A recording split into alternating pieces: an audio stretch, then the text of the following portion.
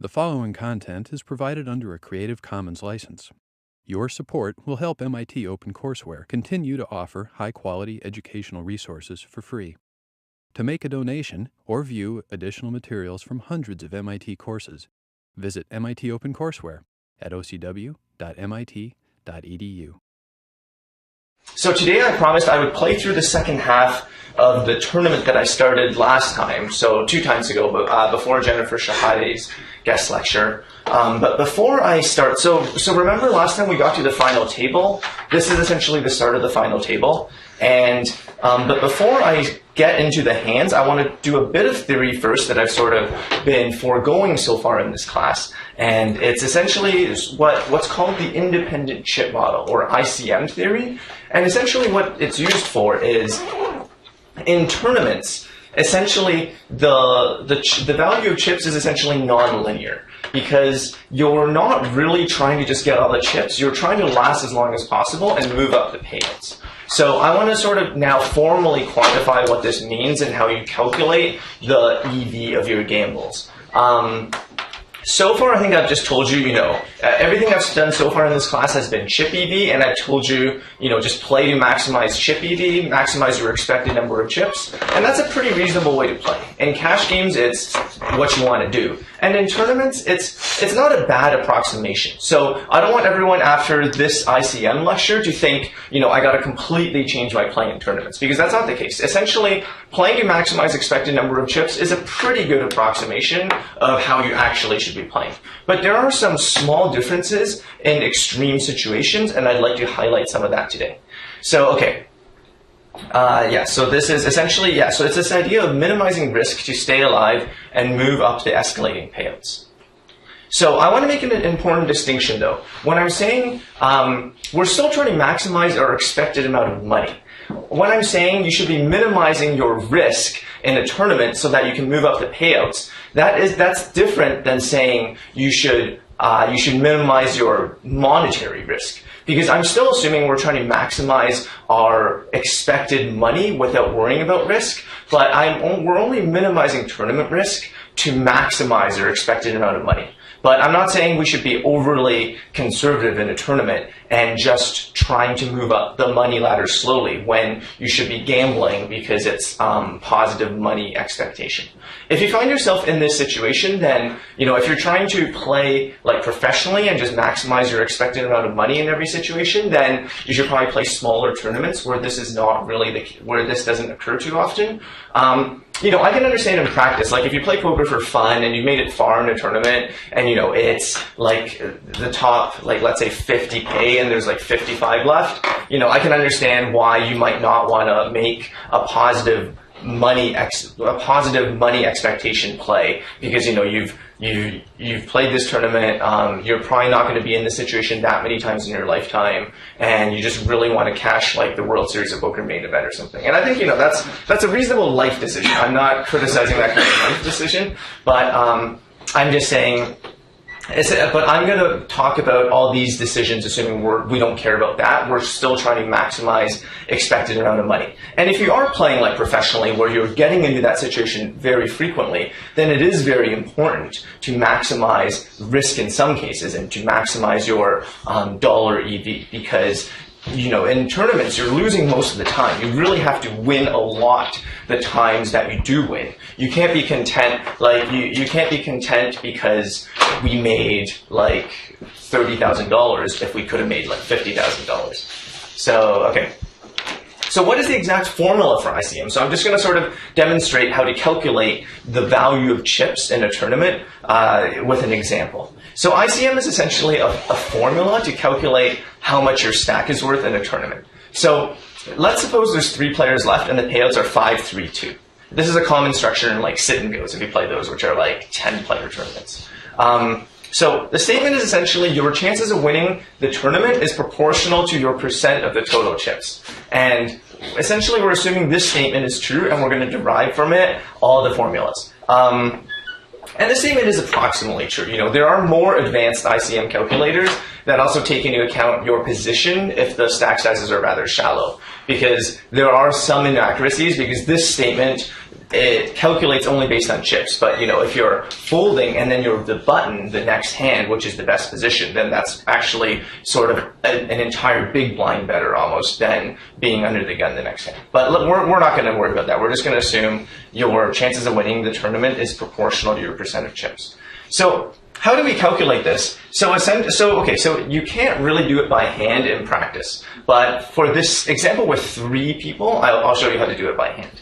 So let's suppose the chip stacks are also 5-3-2. Okay, so the payouts are 5-3-2, and the chip stacks are also 5-3-2 ratio. So, if chip EV equals money EV, then the guy with 5,000, their equity from the tournament should be $5, and the guy in 3rd place, their equity should be $2, right? But this is clearly not correct, right? Because the guy in 3rd place is guaranteed $2, and clearly there's a non-zero chance of them winning the tournament. So clearly their equity is actually more than $2, right? And then similarly, if you're player A, your equity is clearly not $5 because you're not guaranteed to win the tournament, right? So it's clear from this example why if you just do chip EV equals money EV, that's clearly wrong, right? Is that clear to everyone?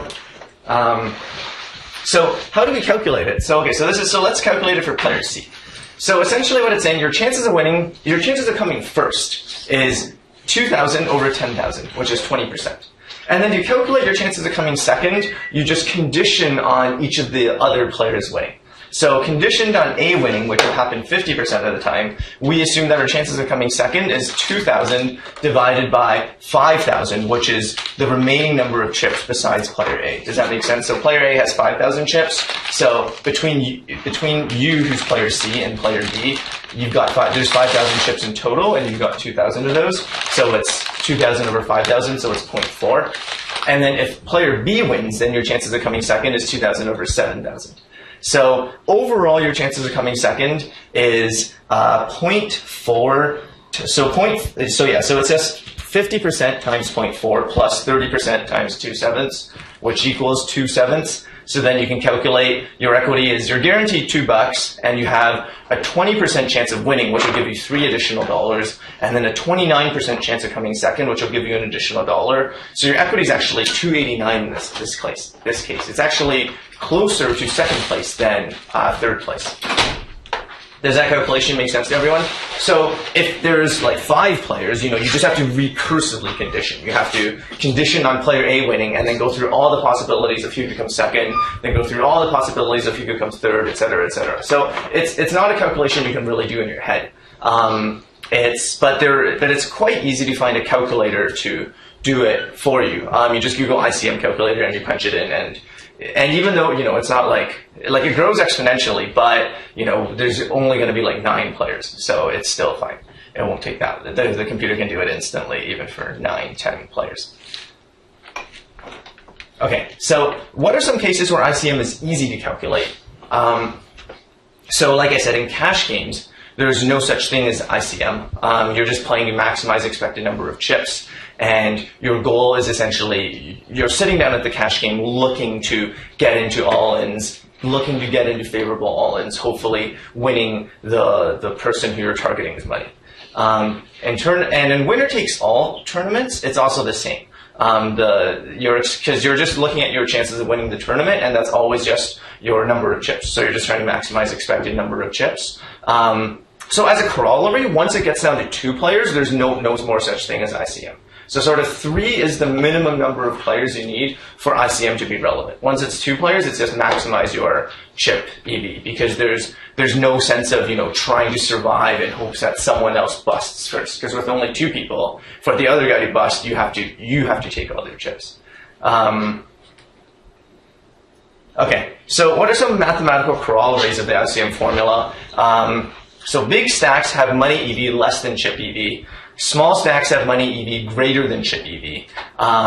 Small stacks also tend to have positive chip EV in general. This is something I didn't mention too much, but in general, so you might have seen this if you guys have been to a casino and played cash games. So let's say you sit down at a table with in a cash game and everyone buys in for 100 big blinds. At some tables, usually they'll allow you to buy in for as low as 20 big blinds.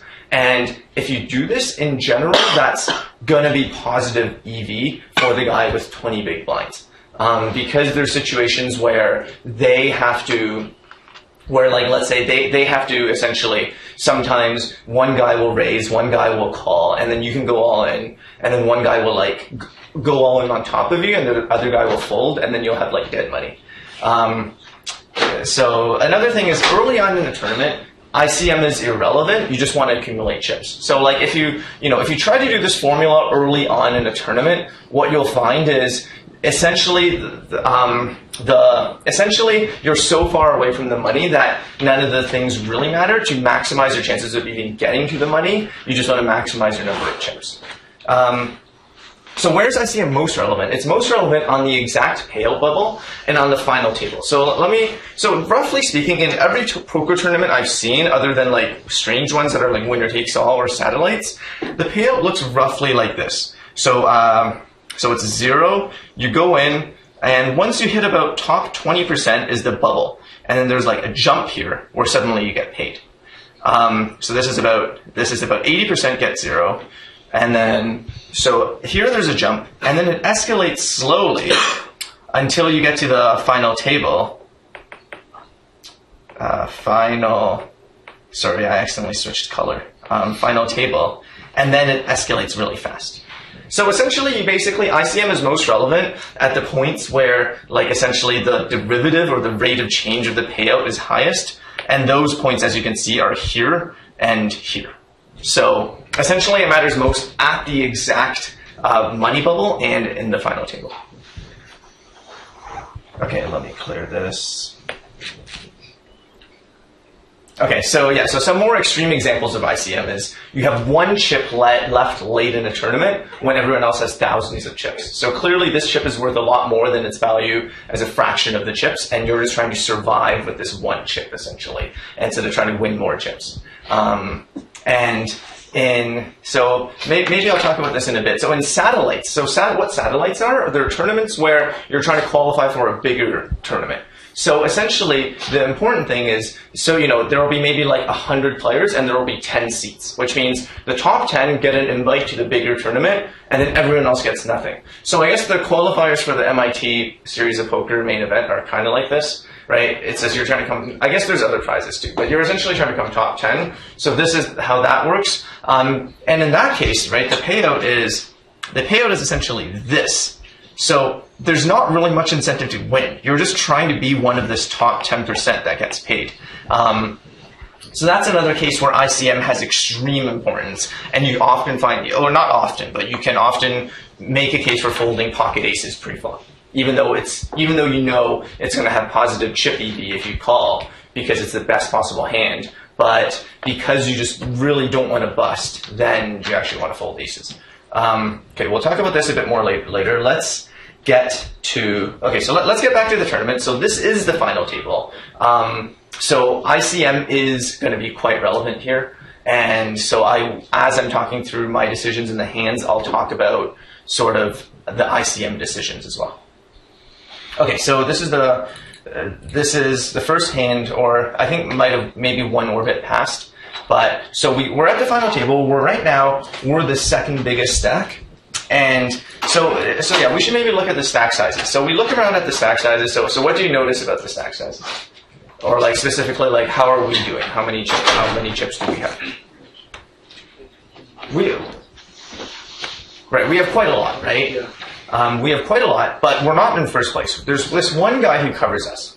So this pancracy guy who covers us. So specifically, the thing I'm trying to avoid is getting in a big pot with pancracy. Like, let's say he goes all in and I have pocket kings. I'm going to call, but I'm not going to be that happy about calling in a situation where otherwise I should be very happy.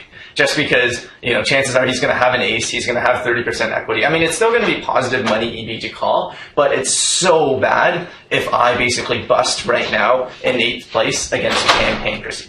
So essentially, I'm really incentivized to avoid getting in big pots with him. And I'm essentially hoping for some of these smaller stacks to bust so that then even if I lose a big pot to him, I don't get the low 8th place payout. So, okay. So it's folded to us. We raise here. I think this is one of the weakest hands I'm raising from the button. But so far, players have seemed to be reasonably tight. So I'm going to raise, and then I get the blinds. Okay. So I'll skip some hands at the beginning. Near the end, I'll play every hand. This hand we don't play, but I'll try to show the hands where someone busts. So this hand, small blind goes all in, big blind calls, and so small blind wins with 10-2 suited against ace-4, which is basically great for everyone at the table because someone busted. You're always cheering for people to bust, essentially. And I think also both of their plays are fine. So I think small blind's play, it looks a bit silly, but realistically, not only does 10-2 suited have reasonable equity when you're called, it's also, the ICM is very, very, very relevant, right? Like this Gerard Dox guy, he's not the shortest. I mean, he is one of the shortest, so he does need to take some risk, but he still really very much would like to bust after I Shota 878. So he can't call with anything. I mean, with ace-4, I think that's definitely good enough to call, but let's say they have like king-2 offsuit. I think that's a situation I'd normally call if it was like not a final table in a tournament, but at a final table where I'm not the shortest and there's someone shorter than me, I would consider folding king-2 offsuit here just because of ICM essentially. All right, so the next hand, so the big blind busts, and then there's no small blind in this hand, which is great because people are less incentivized to steal. And indeed, we get our big blind back. It's quite nice. Okay, so not much happens here. I'll skip forward a bit. Okay, this hand, I guess it's quite convenient for us, but it still illustrates the point. So, okay, so this guy who doubled up a bit earlier, right? Now, he goes all in for quite a lot, right? This is quite a big shove. And if you play by my recommendations, I would never recommend shoving like this many bets. I mean, it's like 24. It's quite a lot, right? Actually 23, sorry. It's 23 big blinds, which is like way too much to shove, right? There's no need to risk this much. But once again, I think his play is justifiable because of ICM. You know, he doesn't, and so, okay, so let's see what he had. So we call, I mean, here it's a bit different because even if I call and lose, I'm not out of the tournament. And I mean, even if I would be out, like even if he had 200,000, I'd probably still call with queens. It's just too good to fold.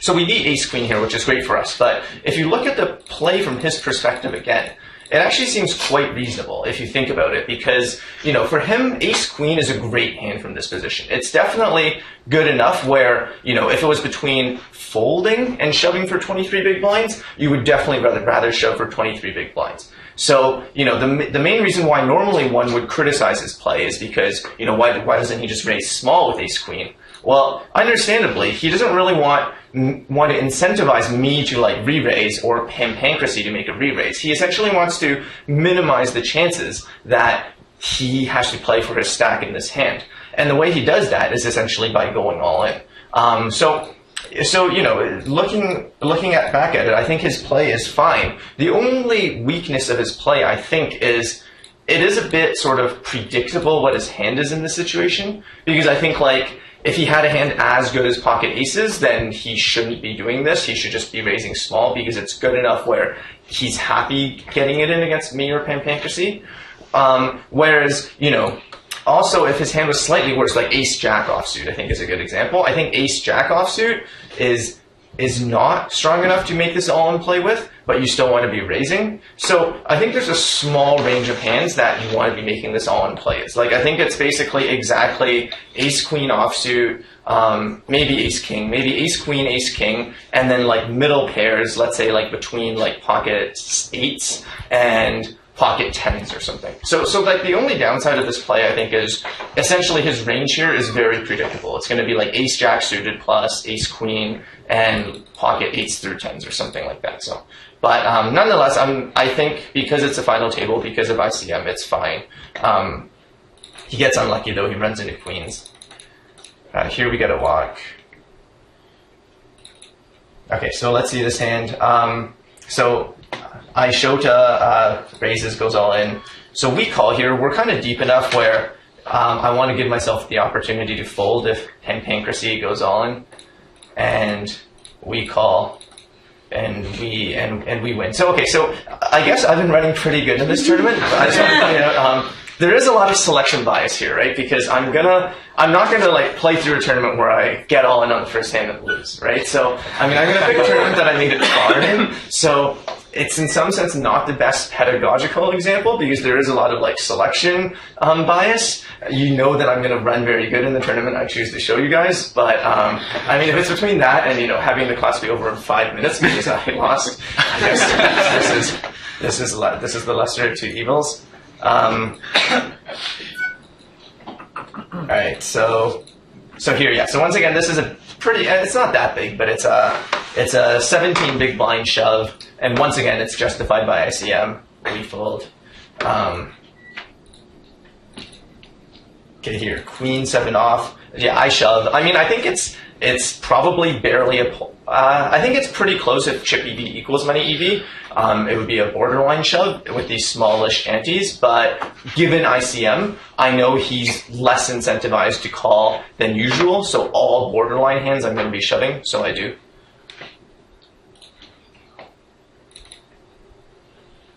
Okay, so this hand we get king 10. So once again, I just shove. Once again, I think basically it's hard for them to call if I just shove, because of ICM. So I'm essentially bullying them. So when you're the big stack, you can sort of bully people at the final table because of ICM. We do get looked up here though, and we get looked up by ace 8, and so he wins. I think. I'm not going to do an exact calculation because I'm going to do an exact ICM calculation later, but I would guess his call.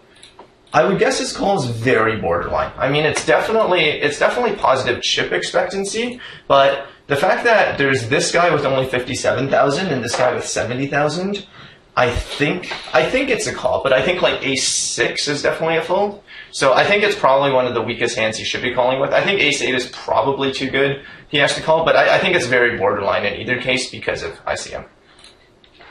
So he does fold though. So now ICM is a bit trickier because now we're smaller. Where getting it all in with any of these guys can really damage us, and there's still like 2 short stacks that everyone is hoping will bust soon. So in this situation, I could like go all in and bully this pancracy guy, but ICM isn't that relevant. Like he's not gonna fold like ace queen if I go all in. So I just give this one to him. Yeah, like calling is probably bad anyway, but calling I think is especially bad because it just increases the chances of getting in a bigger pot. Okay, we'll skip forward a bit. We'll see this hand. So ace 10, okay, so ace 10 off here. So this guy makes it 12,000, and I guess I've skipped a bunch of hands, but so Nicholas Brody, I think, has been very active, and overall, I think people have become very active. Everyone's playing a lot of pots. So overall, I'm gonna put people on wider ranges than I normally do. But nonetheless here, I still fold ace 10. I think it's ace jack, I would probably get it in. And ace 10 suited, I think I'd get it in. Ace 10 suited is sort of borderline. And once again, whenever there's sort of, when you're tied between getting in a smaller pot and getting in a bigger pot, you kind of want to be folding. So, yeah, so I guess at a final table, I should make this clear. It's not like you want to fold more. It's sort of, you want to go all in more when you're first to act, but call other people's all-ins less. So that's exactly what's going on here. He's already moved all in, and I'm going to fold to his all in more often than in a normal game. But as you can see, I haven't really been tighter in every sense, because when I get to go first, I've been actually going all in more often and risking it more often because I know my opponents are highly incentivized to fold. So anyway, so they go all in, I fold here. So Nicholas Brody also folds, which I guess is fine, but it's definitely, he had pretty good odds to call there. But once again, yeah, like ICM just changes things up a bit. Jack 7 suited, once again, it's a pretty big shove, but Jack 7 suited, plenty good enough, and ICM relevant. Pocket 9s here, we make it 12,000 on the button. So here, I think pocket 9s is sort of good enough where I'm happy if one of them re-raises all in and I call. So essentially my strategy here is I'm going to shove like all my sort of medium strength hands, and especially hands that don't play well post flop, like ace-2 offsuit. And then I'm going to raise small with some of my hands that are less good pre-flop but better post-flop, let's say like 10-8 suited, and also my monster hands like pocket nines that are also reasonable to play post-flop. So Nicholas Brody calls here, and the flop is ace jack 7 with hearts. So it's a bad flop for our hand, but it's a good flop for our range, because I think given the way the table was going, I was opening a lot, and Nicholas Brody is very aggressive. I would guess unless he had like pocket aces, which he might slow play, he would re-raise most. I wasn't like 100% sure confident, but I was reasonable. Like I'd say like maybe 85% confident that if he had an ace pre-flop, he would have just went all in pre-flop. So overall, I'd still say it's a very good flop for my range because I think he's way less likely to have an ace than me. There's a small chance maybe he would chicken out with like ace-2 offsuit and just call. But but given how aggressive he's been, I would be surprised if he did that. So I decided to bet here, and I'm still not sure how good this bet is. So I think at the time I bet because of my logic that he can't, it's really hard for him to have an ace, and so I think the best strategy for me on this flop and in this situation is to just bet 100% of my hands, and he's kind of just forced to fold basically very often because he can't really keep up with an ace. I can just continue betting. That being said though, I do think, you know, if I do decide as part of my strategy to check any part of my range here, pocket nines might actually be one of the best possible hands to check back. So I think checking back would have been fine. I guess I bet here because I told myself I want my strategy to be bet 100% of my hands, which I did, and he folds, which is reasonably smart because he knows that, you know, I can bet again, and he's going to have to make a decision for all his chips probably, and it's just going to be tough. Okay, this hand, be my sponsor, goes on, gets the blinds. Yeah. Sorry, why would you say pocket nines is one of the best hands to check back there?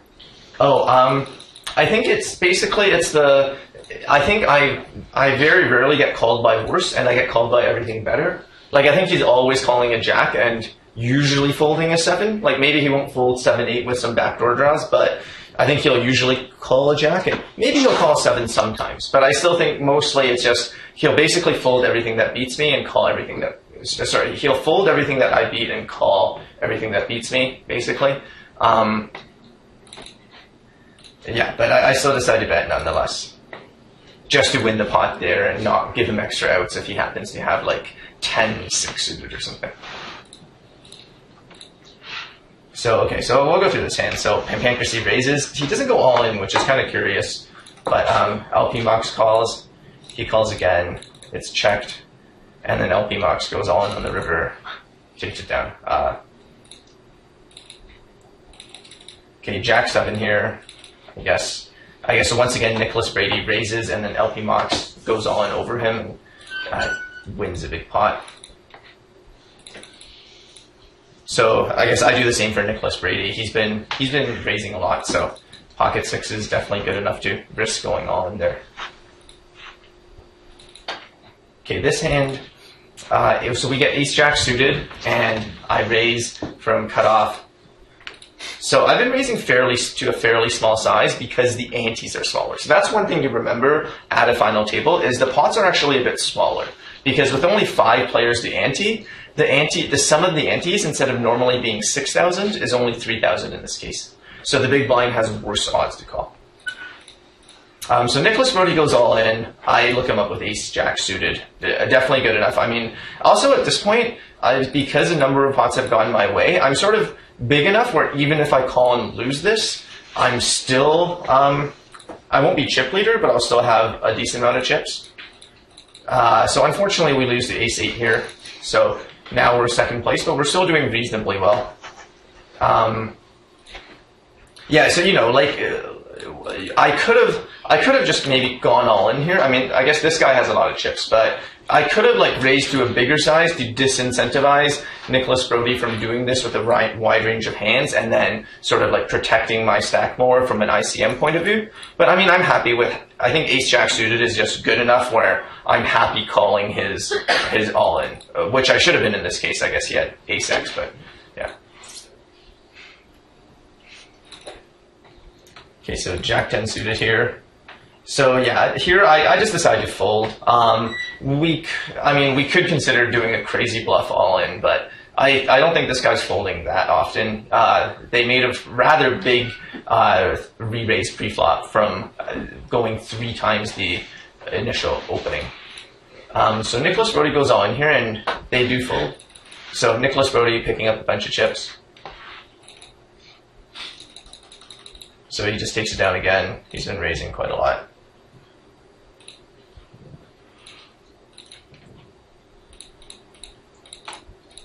So, okay, so here we get a raise and a call. So LPM box has been raising over other people's opens quite a lot. So he gets called here, but he holds and wins, which is definitely bad news for everyone. Like, you know, if I could pay 10,000 chips into the pot to have this all in go the other way, it almost certainly would be profitable. Like, the amount I should be willing to pay to make this all in go the other way is probably like 25,000. Like, it's a ridiculous amount, because just the value of having people bust and moving up the payouts is so significant, especially when I'm not such a big stack anymore.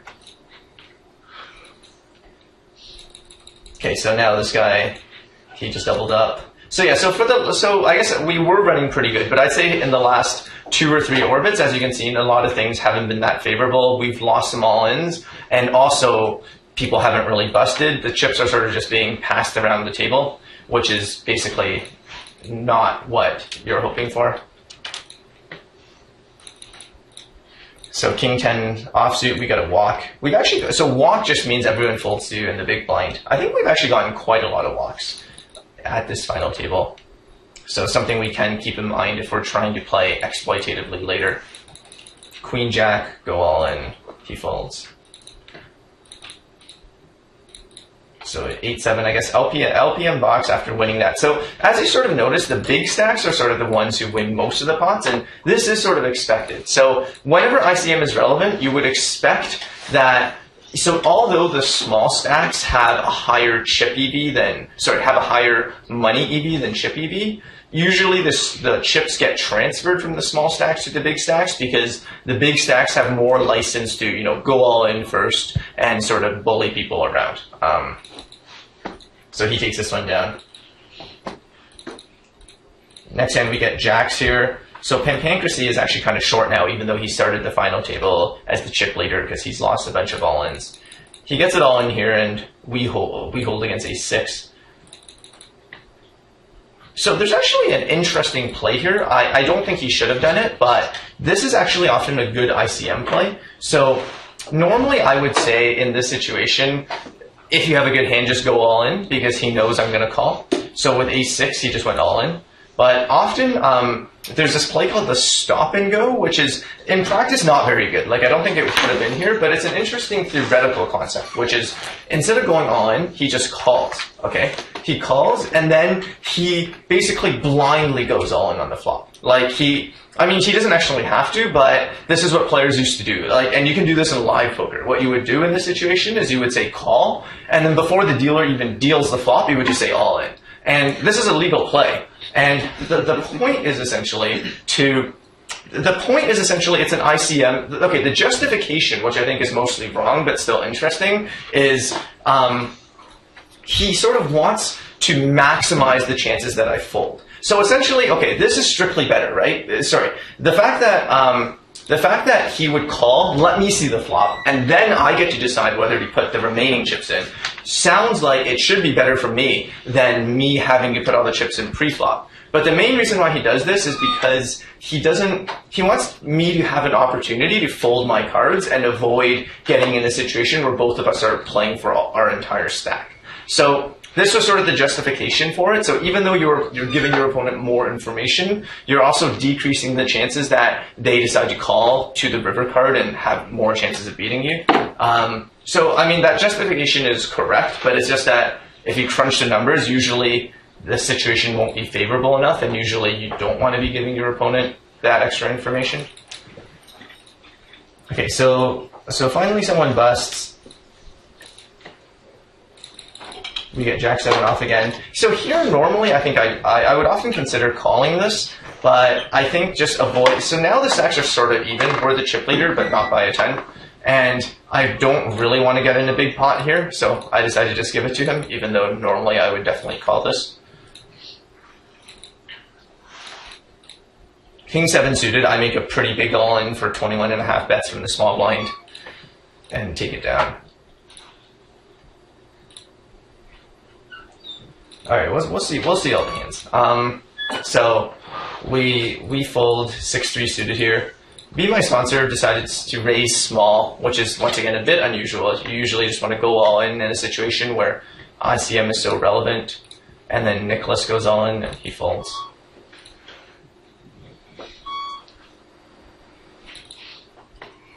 Jack 5 offsuit here, we fold. So once again, this guy raises small. So maybe he doesn't really want to do this ICM thing and just, he wants to play pots. He takes that one down though. Nicholas Brody. So as you can see, it's a bit boring. There's not too many hands. I mean, that's sort of what happens when there's ICM, because you don't really want to splash around. You kind of just want to survive in the tournament by risking all your chips once in a while instead of like slowly bleeding your chips in a variety of pots. So once again, Queen 9 suited, big all in, plenty good enough. Queen 7 suited, I decided to raise it up, but unfortunately, I mean, even if just one guy went all in, I'm clearly folding. So they both go all in, and Ace King beats Kings, which is really bad news for everyone, essentially, because if Kings held, then he would have busted, but unfortunately, he doesn't. So pocket 8s, I'm raising here.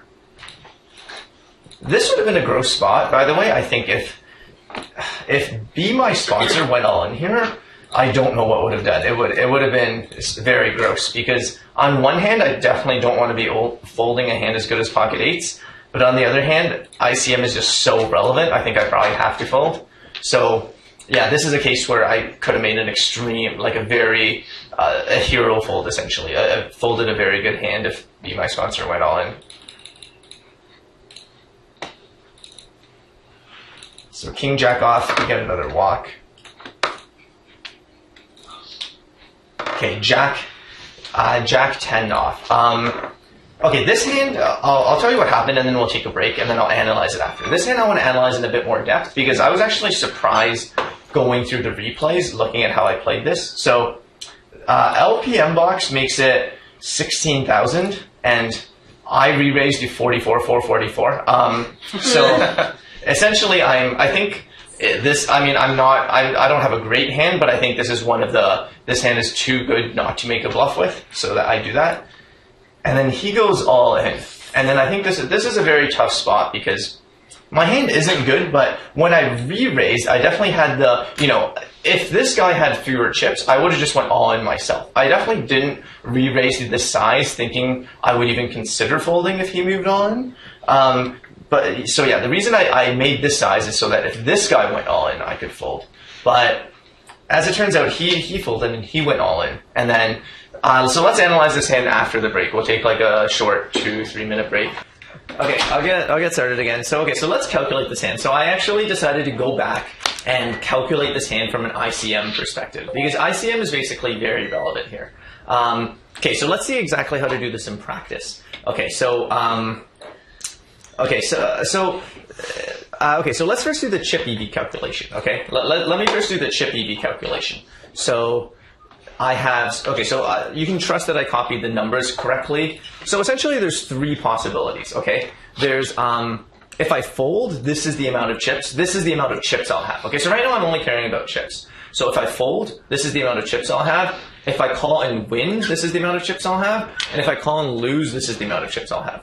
So we could basically do a calculation here where I do, essentially so let's say my chances of winning is X.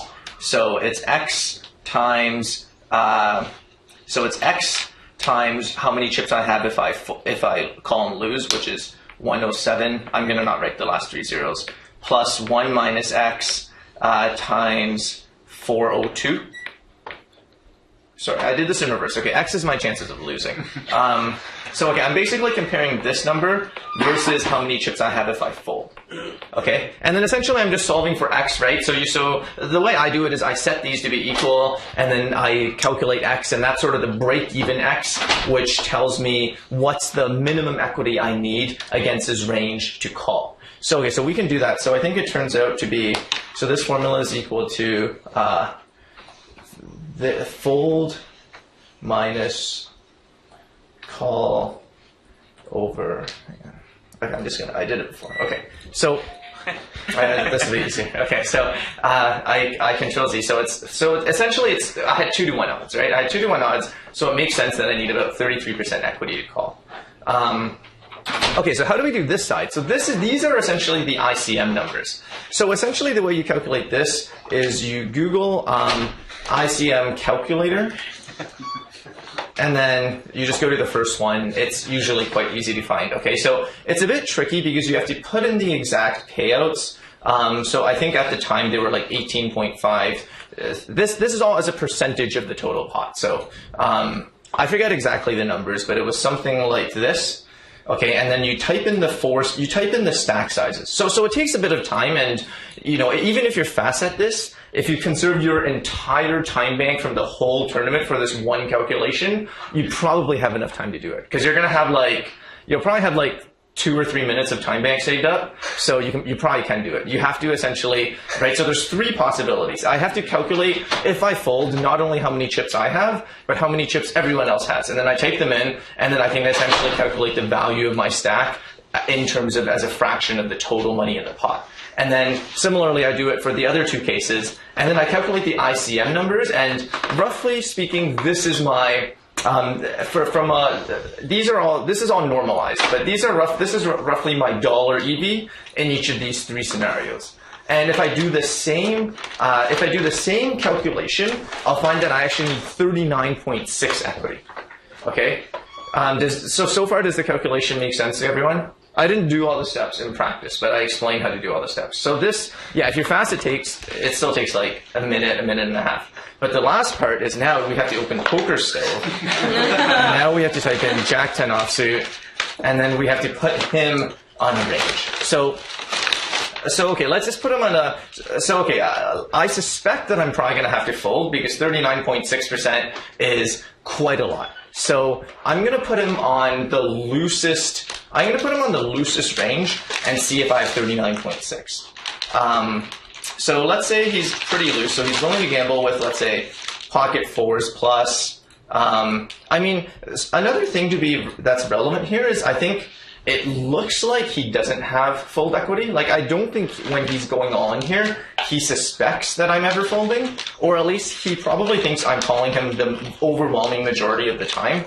So I think he's rarely going to turn up a stone bluff like 8-7 suited because of this. So I would be very surprised if he ever had 8-7 suited, unless he read into this and realized that I could actually fold some hands here, which maybe he did. I should give him enough credit. So okay, let's just do something somewhat quick. Let's say he gets it in with Ace-8 offsuit, Ace-5 suited plus, King-Jack suited, King-Queen off, and pocket 4s plus, so that's like 14.6% of hands.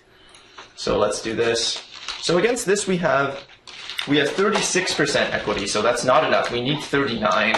Let's see how wide his range has to be for us to have 39. All right, let's say he gets it in with 20% of hands, which is quite a lot, which is, I think, way too much. Let's say 18.6% of hands. Oh, we actually have worse against this range because it has more hands that dominate us, because I put in a lot of hands like King 10 and removed a lot of the hands like Ace 4. So basically, okay, you can play with it however you want, but I think it's hard to play with it in a way to give yourself 39% equity, unless you were very optimistic about how wide his range was. So in either case, so at the time I did fold, and it looked weird to me at first, but after analyzing it, I think this is definitely the right play if you take into account ICM. So I think it's a good example of ICM because if you remember, like when we were playing with it, our equity was always essentially between 33 and 39. Like if we put them on a looser range, our equity would be like 37, and if we put them on a tighter range, our equity would be like 34. But basically, it's a situation where I would always call if ICM was not relevant, and always fold if ICM was relevant. And this isn't even a case where it looks like ICM should be that relevant, but I guess, yeah, so we do fold. So you know, with hindsight, maybe my initial strategy was wrong. Like maybe I should not have even bluffed here. Maybe I should have just folded in the first place. That's a different story, but given that I did bluff, I think the best thing I can do here is fold. Okay, let me just jump back to the PowerPoint for a bit. So I just want to talk about a bit more about this theory of sort of satellites and going all in first. So in game theory, this is sort of called the traffic intersection game. So ICM does not say play tighter. It allows you to play looser if you can go all in first. So this is where I actually think it's very interesting because in satellites, you want to be under the gun, right? So normally in poker, that's sort of the worst position because you got to act first. Everyone else gets to act after you. But in satellites, basically, you just want to be the first person to be able to threaten, say, look, I'm putting all my chips in. You pretty much have to fold. And so in satellites, let's say there's 11 people left and 10 people get a seat. If you go all in, no one can call you even if they have aces because to call you, they essentially need to be more than 10/11ths sure that they're going to win the hand. And even if they have pocket aces, they're not going to be 10/11ths sure that they're going to win the hand. So basically going all in first is very, very good. It's essentially like so it's called the traffic intersection game because you can imagine the situation where there's like two cars trying to pass each other at an intersection and you sort of want to save time and get there first, but you're worried that the other guy might crash, right? Both players really want to avoid an accident, but both players really want to be the guy to get through first. Well, if you can act first and if you just tell the guy, look, I'm like closing my eyes, I'm tying up my hands, I cannot stop my car, okay? I'm just going to go through the intersection no matter what, right? If you're the first person to be able to do this, then the other guy, he's like, okay, I guess I got to stop my car now and let you go first, right? That's essentially what it's like. If you're the first person to go all in and you already said, look, I'm all in and there's nothing I can do to take my chips back, then the other guy's like, all right, I guess I'll fold and you can win the blinds. So it's sort of how it works. I mean, of course, some opponents are not rational, right? If you do this enough times, you might be like, okay, screw this. I'm just going to kill this guy and speed up, right? So it's a bit weird. And, you know, in practice, this happens a lot too. I've definitely had very bad situations where, you know, I'm going all in with any two cards and I know this is a game theoretically optimal strategy, but my opponent's just sped up. And then he calls me with like, ace jack or something, and then I have like jack 2 offsuit and he looks like a genius and he beats me when his play is just like terrible basically. Yeah, so interesting. So does it matter if, say, you're under the gun and you're in the low stack and you do this? Right. So the stack size does matter, yeah. So I'm assuming if everyone had the same stack size in that extreme example where I said other people should fold aces, I'm assuming everyone has the same stack size. I guess where's the balance between knocking you out versus the chip stack, like the chips differential? Right, exactly. So the reason in that case where it's correct to fold aces is because, like, let's say they call and knock me out, it doesn't help them that much because first place in a satellite does not get paid any more than 10th place. Okay. But in real tournaments, you basically never fold aces because even if you're risking losing all your money, just first place will be higher than second place by enough. And winning with those aces will increase your chances of coming first by so much that you should just gamble anyway. Sure. But so this is only in satellites. Yeah, please don't fold aces in like normal poker tournaments. Yeah. If you're short stack in a satellite or one of the shorter stacks, does going all in still make sense? Because people can call you without risking their tournament. Right, exactly. So in that case, you actually need a good hand to go all in. Like, you actually need to have positive chip EV as well to go all in. Yeah, so that's why when ICM is relevant, the small stacks win and the small stacks lose and the big stacks win. Because the big stacks have more license to bully the small stacks around, whereas the small stacks can't. Yeah. Because the big stacks can call them more often. And also, does it matter if other people have like raised behind you? Does it just matter who goes all in first? So if someone's already raised, then it's like more likely you going all in. Like it's more likely they're already committed, so that if you go all in, they won't fold. Okay. So that is relevant. Yeah. Okay, cool. Right, so exactly. So in practice, it's very tricky, and in fact, it can be beneficial if you can somehow convince your opponents that you're not rational. I've never personally done this, but I've heard of people like making a bad call sometimes in a satellite just so people know not to like mess with them, essentially. But I mean, it's a bit weird. So there is this weird meta game with this traffic intersection type game. Although this is only relevant in like the most extreme ICM situations, which are like satellites. So I mean, actually, I should say one scenario where I think you could consider folding aces pre-flop in a normal tournament is actually this. So let's say there's 55 until let's say 54 get paid and there's 55 left, and you've got one chip and everyone else has thousands of chips, and you know that like someone else has already gotten eliminated that hand. So like if you fold, you're guaranteed to get in the money. Then I would definitely fold aces, because even if you win and double up, congratulations, you now have 10 chips instead of one chip. Everyone still has thousands of chips. So there are cases where you could construct an extreme case where you should fold aces pre-flop in a normal tournament as well. Okay, so let's get back to the tournament now. Okay, where were we? So we lost a bunch of chips here, but so the next hand we get King 8 offsuit. I raise from the button. So we are committed here. I mean, it sucks because our hand sucks, but it's way too good odds to call. And ICM is nowhere near that relevant when it's against the small stack. It's the guy you're trying to eliminate. So we call. We get pretty lucky here. So good redemption for that terrible Jack-10 hand played by me. Okay. So there's 3 players left. So ICM is still very relevant. We're the second stack, so we're trying not to get in a big all-in with this guy. Although it's less significant because this guy still has a decent amount of chips. Like if this guy only had 50,000 chips, then I would try a lot harder to avoid getting in a big pot with Be My Sponsor. So he raises and LPM Box goes all in, takes it down. So this hand, he makes it 3x, and I decided to call here with Queen 6 suited, which is sort of gutsy, I think, but I think it's in position and it's fairly deep, and being able to put ICM pressure on him is reasonable. I think it could have gone either way. I think folding is definitely the safer play, but Queen 6 suited is plenty good enough here. So I call. He just checks. He might just be giving up on this board where there's a decent amount of, it's fairly drawy, right? So from what I said last class, if the board is fairly drawy, where like every hand has something, if you've got absolutely nothing, then there's not even much point to make a bluff. Like if he's got ace-2 offsuit here, so he just checks and I bet and he folds. So he probably had like ace-2 offsuit or some hand like that. Next hand we get ace-king. I decided to raise small here once again. So I guess this sort of protects that Jack-10 hand. So I mean, you know, if I'm doing this with Jack-10, I do need to do it with good hands as well to protect the times I do have Jack-10.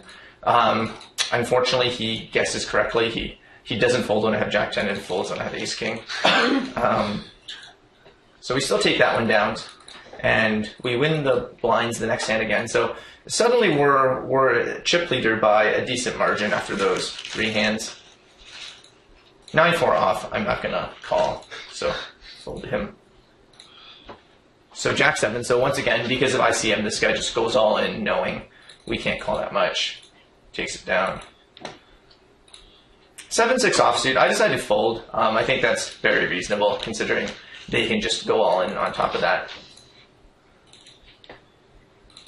Queen 9 off, get a walk. So one thing I should pay attention is I do think these guys, by now I've sort of collected enough data points of getting a walk way more often than I should, where I think it's not just a coincidence. Like I'm statistically confident enough that they're actually just giving me too many walks. So when they don't give me a walk, I should put them on a stronger range of hands than I normally do. Pocket tens, we 3-bet this guy again. He gets away again.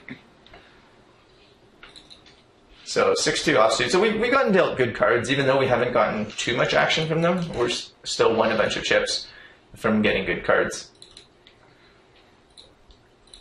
So Jack 4 off, I'm going to fold to this guy. So as you can see, it's fairly boring, but I think this is how what essentially should happen in the final couple of people left in the tournament. Ace 10 off. So I decide to not go all in here. I guess that would be 26 and a half big blinds, which is a bit much. So I decided to just raise small. If he 3-bets, if he re-raises to say like 60,000, I'm always going all in here. If he goes all in himself, I'm basically not folding, even though it kind of sucks from an ICM point of view. I think Ace 10 offsuit is just way too good. So I'm essentially just raising small, looking for action here. He folds. 7-2 offsuit, we raise, no. So LPM bucks gets a walk. Queen 3 off, we get another walk, which is nice.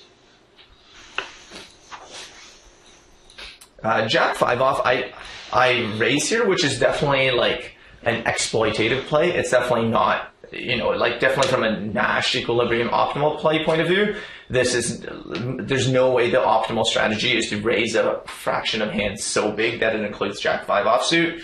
But I think at the time, I probably told myself this guy was being overly scared. Even though he was playing somewhat aggressive earlier on, he's maybe is over adjusting for ICM and is respecting me too much in the presence of this short stack. I can look at the HUD stats at the time, although they won't be that accurate because they're going to include all the hands. So normally I do play with all these numbers on. So we can see that but it's going to be biased because this includes the hands with like 6 or 7 people at the table, but it says that he calls from the big blind like only 20% of the time. But I mean that's going to be biased. So it doesn't tell us too much. But I guess at the time I must have told myself I'm going to try to exploit this guy. That's the only way I can see why I decided to raise Jack 5 offsuit here. So we got a call, but I mean, I'm going to continuation bet. We do have a backdoor heart draw, and this is our best chance of just winning the pot. And I could maybe barrel on, by barrel I mean bet again as a bluff on a bunch of turns. So I just bet here. He does fold. Next hand with Queen 9, we open the button, but we get shoved on, and I guess we have to fold. Queen 4, we get another walk. Yeah, so this is actually getting ridiculous. It seems like we've literally gotten like 5 or 6 walks in a row, and I would guess probably we should be getting a walk like less. I guess at a 3-handed table it's more often, but still less than like 30% of the time. Yeah. Is it possible you're getting walks because like someone has raised your big blind and you've defended a lot, and so they're scared to raise your big blind? Maybe. I have been fairly active, but I did fold some borderline situations though, like this Jack. I think it was a different Jack 7, but yeah, maybe that's possible. Yeah, that's a good point. Yeah, but that's good, right? It's good that I'm not complaining that we're getting a lot of ones. So, and we are the big stack. So in general, it is harder for them to bully us around than us to bully them around. So it does make sense from that point of view too. I still thought it was just kind of too many. So anyway, so I just continue trying to raise a lot, especially against this guy. So Jack 8 offsuit, we take it down. Jack 2, maybe we could have folded, but by now this guy was getting short enough. Like he's blinded down from 15 and a half big blinds, I think, to 13 and a half. He might have had even more before, like 17. So he might be looking for a spot to shove now. Be My Sponsor actually raises small here and gets him to fold.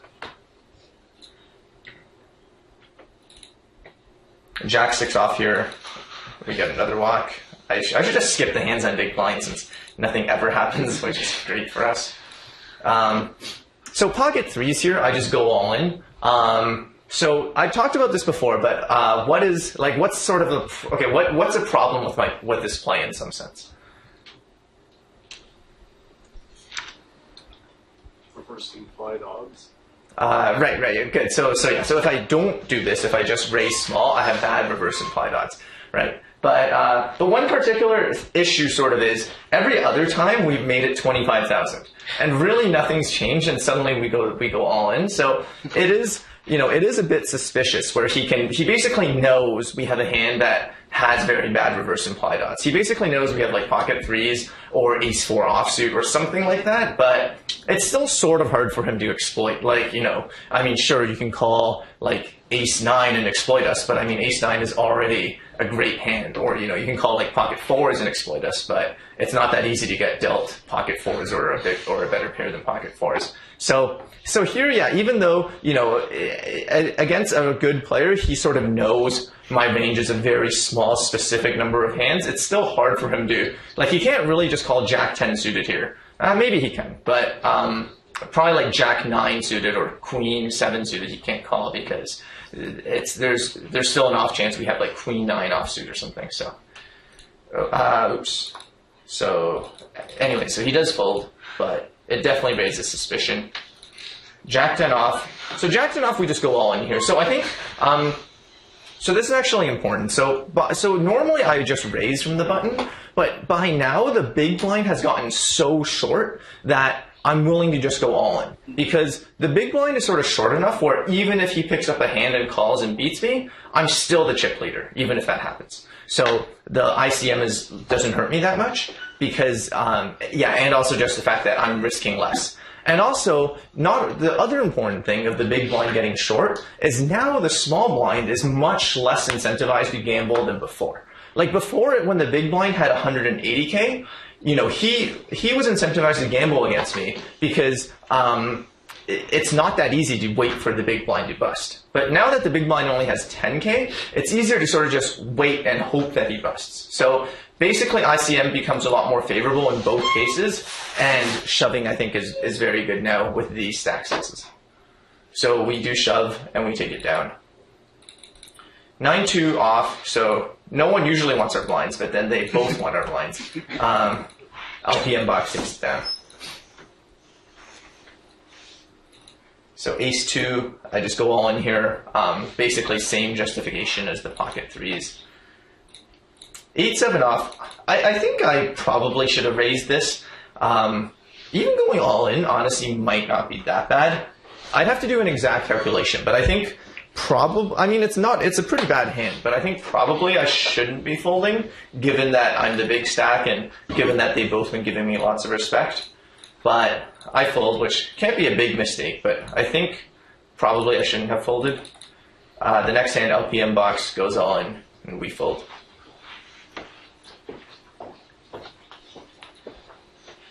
Next hand, we get 8-7 suited. So by now, this guy, be my sponsor. So we've just won enough pots where this guy is also sort of short now. So it's a pretty good situation for us from an ICM perspective. They're both kind of short enough where we can just go all in pre-flop very often, and they have to fold quite often.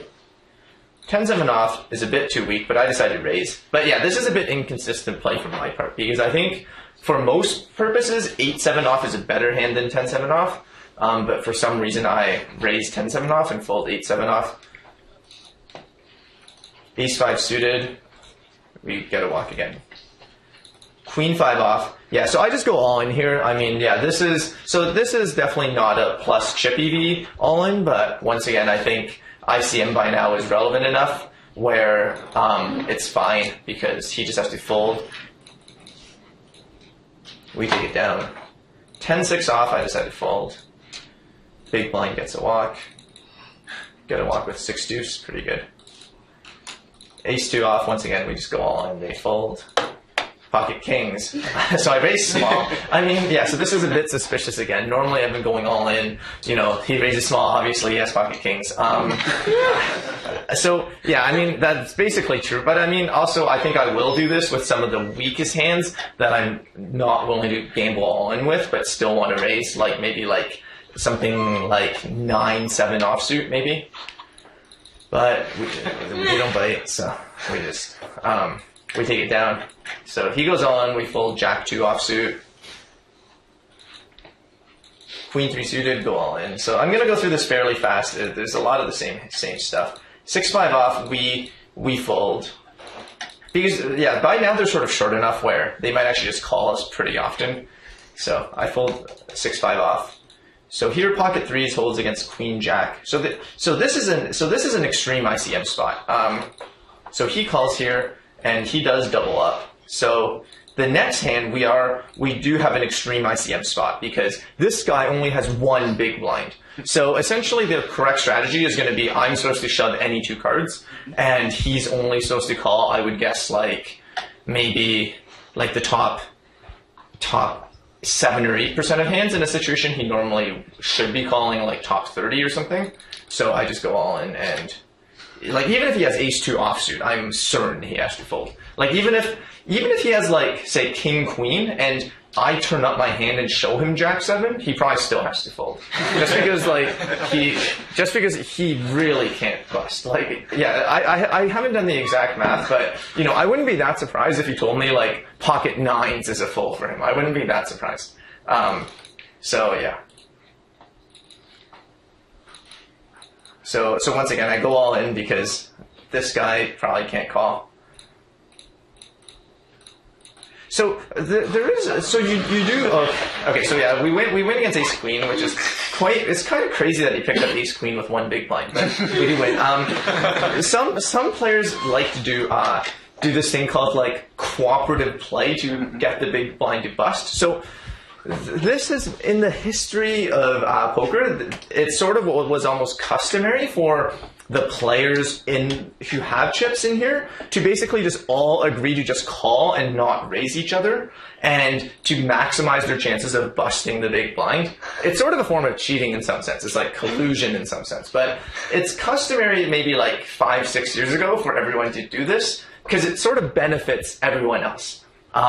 It sort of benefits all of these guys if they all agree to do this. And it just maximizes the chances that the big blind is eliminated.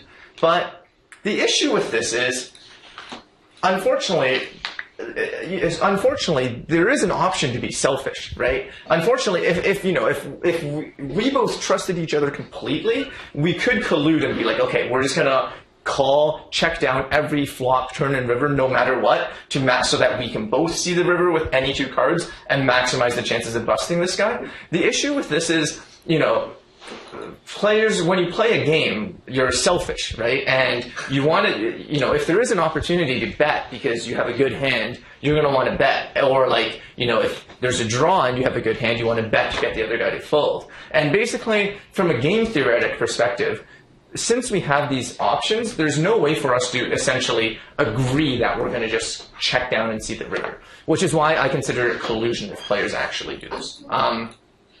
So nonetheless, I do the most selfish line, which is just go all in. But yeah, if this guy was my best friend and I wanted to cheat, then I could just call and let him call and then just check it down even if I flop the nut flush.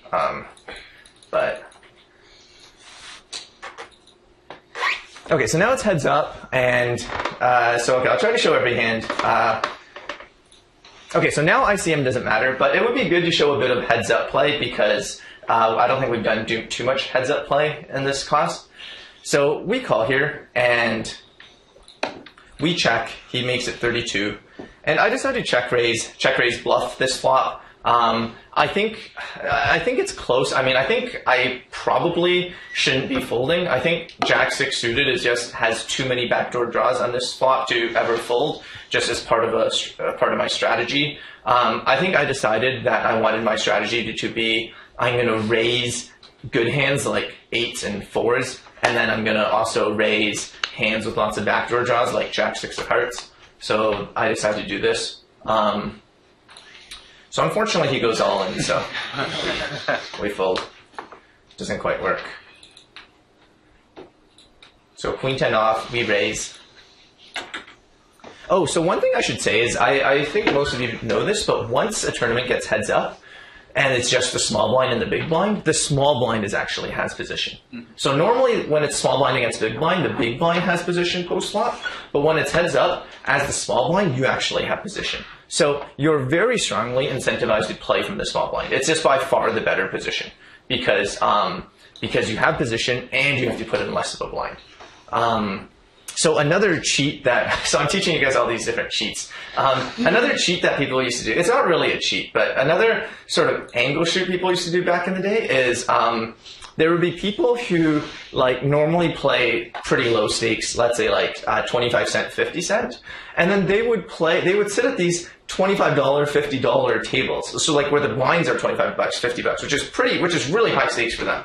And you know, like something they really don't have the bankroll to gamble at. But their strategy basically is if you're the first to sit down, you get to be the dealer on the first hand. So their strategy is basically just sit there and then wait for someone else to sit down and then play the first hand as the dealer where they have a huge advantage. They can just raise and usually the other guy will fold and they'll win 50 bucks, which is a huge deal to them. And then they'll just leave after the first hand. So this is something that happened quite a lot. And then, so, you know, my friends and I, we talked about playing a crazy strategy where you would sit down knowing this is what the other guy's going to do and then sit down with him and, you know, we would have the capital to take on risk. And then we would basically just play the first hand extremely aggressively and knowing that the guy has to fold most of the time because if he calls, that's all his money on the site. So yeah, it led to a lot of weird dynamics. But okay, so here we have, but this is why I chose tournaments, not cash games. There's fewer ways to do these weird cheats. So queen 10, we raise, we take it down. Next hand we get ace queen suited, so unfortunately we get a walk. So queen 8, we raise, we take it down. Sorry, he calls. And then it's check to us. We continuation bet. And he raises, which is weird because it's a flop that's a lot better for my range than his because I can have ace king and ace queen. And even ace jack, I think if he had ace jack, he would have re-raised pre-flop. So in some sense, it's weird because it's really hard for him to have, I think, pocket aces or pocket eights or like even pocket threes, he probably would have re-raised all in pre-flop. So really it's like, what do you have, right? It's like, I don't have much, but really it's like, what do you have? So it's kind of weird because, you know, I expect him to check raise this flop so rarely that when he does, on the one hand, it's just strange, but on the other hand, he must know that. So it's, you know, I'm assuming it's somewhat balanced and he will occasionally turn up like ace 3 or something here. So I decided to call and see one more card. I don't know if that's great. Like maybe I should have just folded and just believed him or just like re-raised if I didn't believe him. Re-raise essentially as a bluff, like make it like 100,000 and just hope he folds. But I decided to call. The turn is a 9, putting out some straight draws but no flush draws. And he bets fairly big and I fold. I don't really know how I feel about how I played that hand. I think I mostly played exploitatively, like I just called the flop because I wanted to see what he did, and I folded the turn because maybe based on his bet sizing or his bet timing, I just felt like he had it. So I'm not sure I'm extremely happy with how I played that hand, but probably just at the time I decided to play exploitatively and try to play best against how I expected him to act. So here with 10-7 off, I decided to re-raise. So the reason I re-raise a hand as bad as 10-7 offsuit, I talked a bit about this 2 classes ago about like your pre-flop raising strategy. So essentially what I'm doing is I want to be re-raising my good hands and also my hands that I'm not sad if he goes all in and I have to fold and I don't get to see a flop with. So like if I had 10-7 suited, that's sort of like too good of a hand and I really don't want to re-raise, and then if he goes all in, fold my pretty 10-7 suited and not even get to see a flop with it. But 10-7 offsuit is a bad enough hand where I'm not that sad if he just goes all in and I have to fold. So that's why I'm raising like my good hands and also my sort of weakest possible hands that I'm okay if I don't get to see a flop with. he does call, unfortunately, but we do hit a great flop, so I'm just going to bet and get it all in. Heads up, basically any kind of top pair is, in general, just way more than good enough to put all your money in with. He folds, though. So ace-6, we raise. I'm going to go fairly quickly because I'm running a bit short of time. We continuation bet the flop and take it down. He raises here. I call with king-6, which is pretty borderline. I think fold it. It's too good a hand to fold, but probably it's too bad a hand to call. Probably I should have just raised by the same logic as before. But we call, and I decided to donk out on this flop because I figured there's a number of draws I can have. So, and here I do sort of have a weak draw, like a 7 gives me a bad straight, but still a very good hand in a 2-player pot. He calls, and the turn is a jack, which I still have a straight draw because now a queen gives me a straight. So I continue bluffing. So he folds, which is good. 6-2 offsuit, I just give 1 to him. So yeah, I think you should be playing like 95% of buttons, and maybe not that high when it's getting shallower, but like at least 80% of buttons. But 2-3 offsuit is one of the hands I'm okay with folding. 8-5 suited, I'm just check raising this flop and getting it in.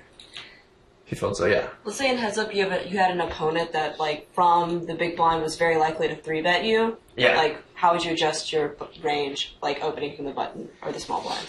Oh, okay. So I mean, if they're really loose, you would basically raise only your like good hands that you're hoping they re-raise all in with. And so, like, would that be maybe 60% of your hands, like down from 80, or? Oh, yeah. You would basically raise less. Yeah, just have more value essentially. Right. Yeah. It's like hard to calibrate that range though, as what's like a good hand. Yeah, and also another thing you can do is call more. I don't think it gets relevant in this heads-up match, but sometimes it gets shallow enough where you actually want to have a calling range pre-flop from the button. Okay, so King 10. So I do call here. I think I essentially call thinking I would call if he went all in, but also just to make it so that I can also sometimes call a hand like 10-4 offsuit, and he can't just shove any 2 and expect me to fold. So I decided to call here. We got a great flop, so I check it back as a slow play. He checks again on the turn, so I bet. He calls. The river he leads out quite big, and I just call because I think raising I'll usually only get called by better. And he actually turns up a flush here, so it's a weird hand. I mean, it seems like we could have lost a lot more, but I'm not saying our opponent played the hand badly, but we were very lucky to lose this little when we have, 2 pair against a flush, and we only lost essentially like 4 big blinds or something. I guess I'll be happy to get away with that. Okay, I'll probably run like 2 or 3 minutes overtime. I'll try to hurry, but I don't want to not finish the tournament today. So we fold this. Maybe I'll skip forward a bit to some of the bigger pots. So what happened here? So we raise Jack 6. He goes all in. We fold.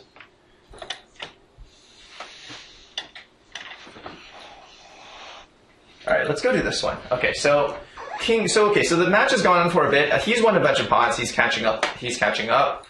King 3 off. We raise. He calls. So here the flop I think is. So once again, it's a situation where I don't think he ever has an ace.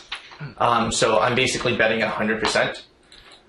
He calls. The turn is another ace, which is a bad card for us because now it's less likely we have an ace. But normally I still think it's a fine spot to bluff just because he essentially can't have an ace and we can.